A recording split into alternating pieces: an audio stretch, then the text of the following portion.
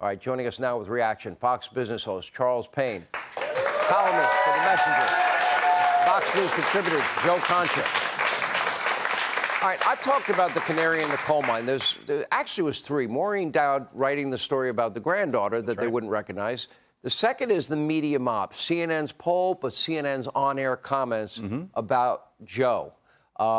You know, Van Jones, he's like a little grandpa that you really want to save from himself and not let run. Pretty profound. Yeah. I'm waiting for the first big-name Democrat to follow suit. It's going to happen soon because this is a very slippery slope at this point, and the numbers are the numbers, Sean. And Van Jones asked a question that every American voter should be asking. Do you think this president will get better with age or worse with age? It's a rhetorical question, right? Do you want the 86-year-old version of Joe Biden in the Oval Office, which he will be if he wins a second term? But forget about age for a second, because I think that's an excuse. Do you like the way the economy and Bidenomics is going for you right now? Do you like the fact... Are you better off than you were 4 years ago? Exactly. That worked, didn't it? Sure did. Are you happy? Do you feel safe in your own communities, given what's happening with crime? Are you happy with the fact that 7 million people have entered this country illegally? What's 7 million? 38 individual U.S. states don't have a population of 7 million, yet that's what's been happening, including hundreds on the terror watch list. Are you happy with the fact we just sent $520 million to Ukraine to make their energy cleaner? I could go on, Sean. Do you like the fact that, would you agree with, yes? That's more money going to the people of Ukraine than Maui in Hawaii or the people in Florida. Hundreds still missing, maybe 1,000 dead, and we're treating Ukraine better than Maui. But most importantly, do you think that abortion should be carried out in the second or third term? Turn that argument on its head, because most Americans don't agree with that. Either way, if you ask those questions and it becomes an issues-based election, Democrats are in big trouble, regardless of who the nominee is, Sean. Charles Payne, I just read all the statistics you just heard from Joe. How much trouble is he now in? He's in a lot of trouble, but it's going to get a lot worse. How? The trends on the economic data are frightening. Frightening. We see the smallest banks right now, their delinquency rates are 7.5%. It's off the rails, but the large banks are turning up. Credit card interest rates just cracked 22% as defaults are going through the roof.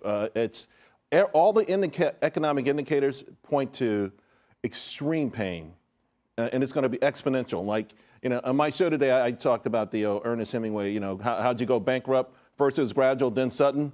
This is what we're going. It's gradual, and then it's going to feel like a rocket ship. It's going to feel like a rocket ship. And Americans just aren't prepared for it. You know, all of the free STEMI money is gone. We're still dealing with inflation. People are trying to batten down the hatches, we're but about to go to $100 a barrel for oil. Our gasoline inventory is at a 5-year low. Obviously, the Strategic Petroleum Reserve is at the lowest level since 1983. $4 may look cheap 3 months from now. $4 may look cheap. It may look like the good old days 3 or 4 months from now. The trajectory right now that we're on, all the indicators point to what we're feeling right now is just the very tip of the iceberg. It's going to get a whole lot worse. And the Saudis also said they're going to continue their lower production levels. The Saudi Arabia and Russia announced it 20 minutes within each other. Yeah, we're going to keep, coincidentally, so are we, you too? Yeah, we're going to keep these production cuts through the end of the year. But, you know, why wouldn't they? And by the way, they got a friend in the White House. President Biden, all of a sudden, he just snatches these leases that were signed, 430,000 acres in the Arctic. All of a sudden, he says, well, we don't want to put natural gas on trains. All right, but you're against pipelines also. The war on fossil fuels is going to have a deleterious, it's already crushing people, but to your point, all of this stuff is going to get a whole lot worse. So these numbers that you're talking about right now, it's as tough as hard as it is to believe, all right, they could get worse. So, Joe, they're going to need a replacement. Yeah. I don't think Kamala is that person. Now, it was interesting this week to watch Kamala Harris, at least people around her, I'm convinced, leak the story. Well, if Gavin Newsom jumps in, that would not go over well with the minority communities and people of color, et cetera, et cetera. Shot across his bow to tell him, you better stay out of this?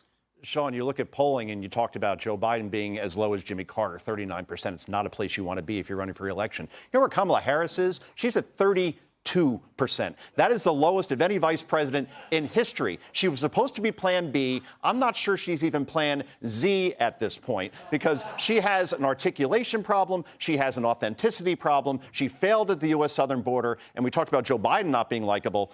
Kamala Harris is profoundly not likable. So they're skipping right over her. And to your point, Gavin Newsom probably is the Plan B at this point. So are you convinced this is going to happen?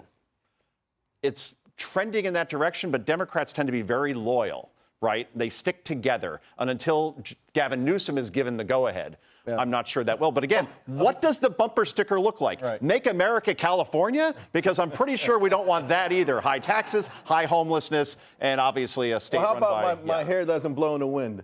No? Okay.